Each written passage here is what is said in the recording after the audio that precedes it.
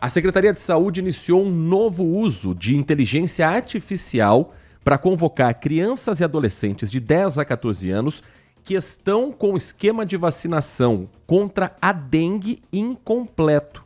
A ideia é ampliar a cobertura. Ele é formado por 2 doses e o Ministério da Saúde orienta o intervalo de 3 meses entre cada aplicação. Tem muito pai, muita mãe que levou a criança ou adolescente para tomar a primeira dose. Já passou esse período de intervalo de 3 meses e a criança não voltou ao posto. Então, através da inteligência artificial, estão chegando mensagens pelo WhatsApp. Já foram mais de 7.600 enviadas. Papais, mamães, é muita gente para receber essa mensagem. E é assistente virtual da prefeitura quem está fazendo esse envio diretamente para os telefones de WhatsApp. Inteligência artificial é uma realidade também no serviço de saúde.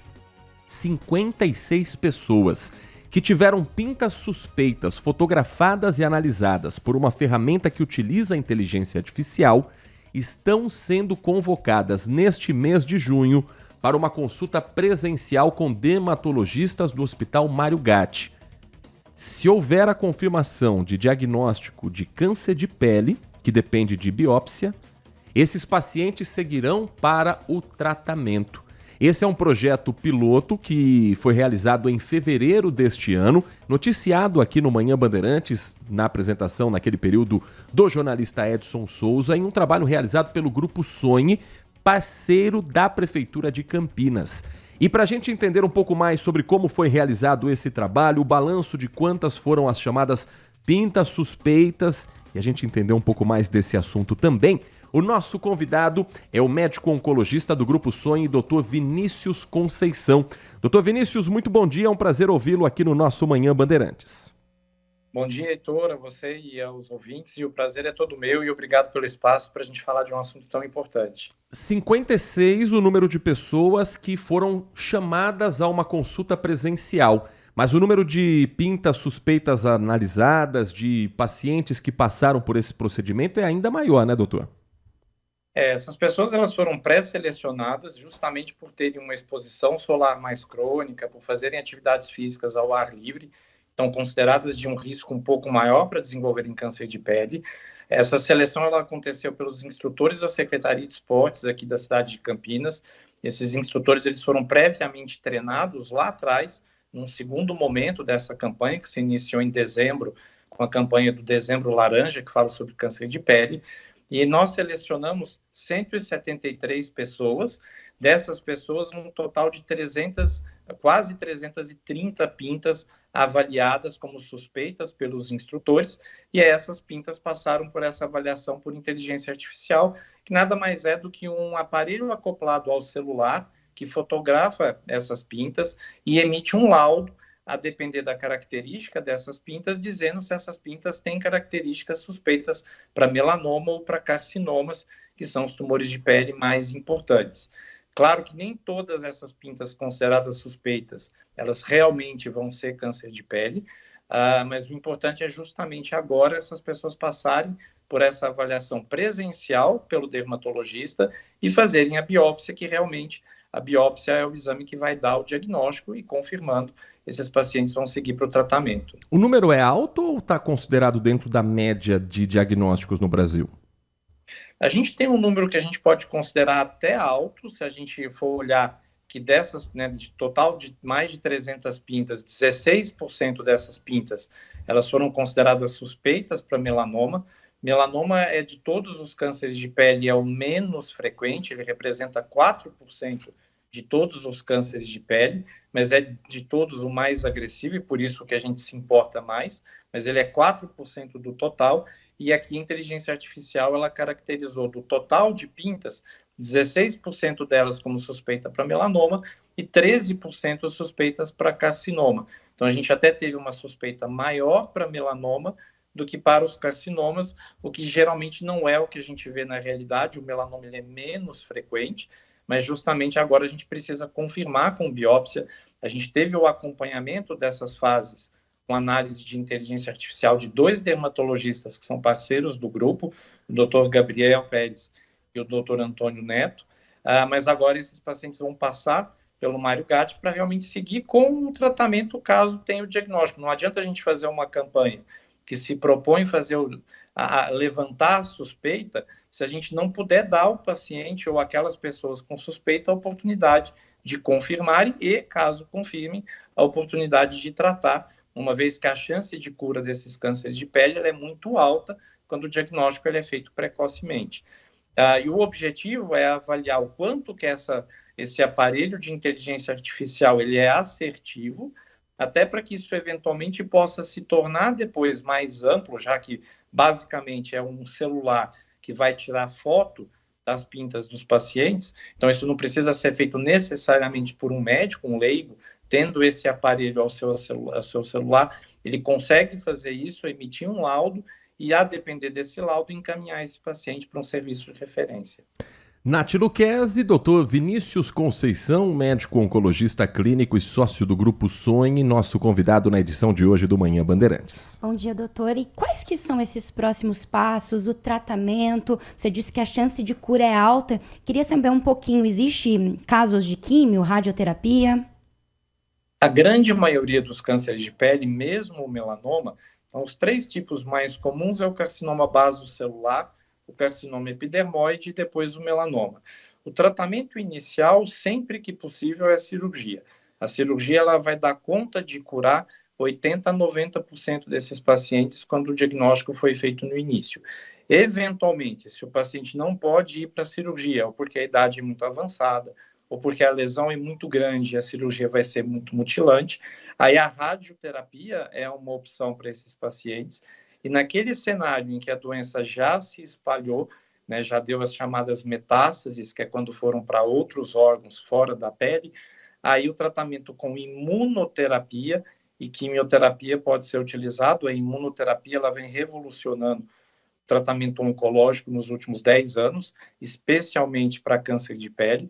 A imunoterapia nada mais é do que um tratamento que é feito pela veia e que vai ativar o seu sistema imunológico para que ele consiga enxergar o tumor de maneira mais eficaz e combater o tumor de maneira mais forte. Tem menos efeito colateral que a quimio convencional e o resultado, a eficácia é maior. Então, a imunoterapia ela pode ser utilizada nos casos em que a doença é mais avançada. A grande dificuldade que existe é que são tratamentos caros e são tratamentos, infelizmente, ainda não disponíveis no SUS. Então, o paciente hoje que tem um câncer de pele inicial, ele vai para a cirurgia na maioria dos casos e vai ficar curado. Aqueles que têm uma doença mais avançada, no SUS, infelizmente, eles não vão ter acesso ao melhor tratamento que seria possível. Doutor Vinícius, nós temos aqui alguns números também sobre o câncer de pele em geral no Brasil, que é considerado mais comum entre homens de pele clara com mais de 40 anos, respondendo por 51% dos casos, segundo os números do INCA, o Instituto Nacional de Câncer. O melanoma representa 4% de todos os tumores de pele, mas é responsável por cerca de 2.000 mortes por ano. Isso tudo está relacionado ao fato de nós termos um país tropical, exposto ao sol, ou está relacionado também, o quanto, para ficar claro, o quanto isso tem a ver com as características do país que vivemos e o quanto tem a ver com descuidos que nós temos com a nossa pele? Eu acho que é um pouco de tudo, né? A gente tem uma população muito miscigenada, mas a gente ainda tem um grupo grande de pessoas que são caucasianas, que têm a pele clara, de origem aí principalmente europeia. A gente tem, como você falou, uma exposição solar com raios UVA e UVB muito intensos o ano inteiro. Então, se a gente pega os países ali próximos da linha do Equador, especialmente Brasil, Austrália, a proporção de pacientes com câncer de pele nesses países é maior, mas a Europa também tem um número razoavelmente grande de câncer de pele. Então, tem muito a ver, os 2 principais fatores de risco é o tipo de pele, né, a pele chamada fototipo 1 e 2, que são as peles mais claras, e a exposição solar. Claro que tem um componente da falta de cuidado que nós temos. Então, a gente usa, em geral, pouco protetor solar.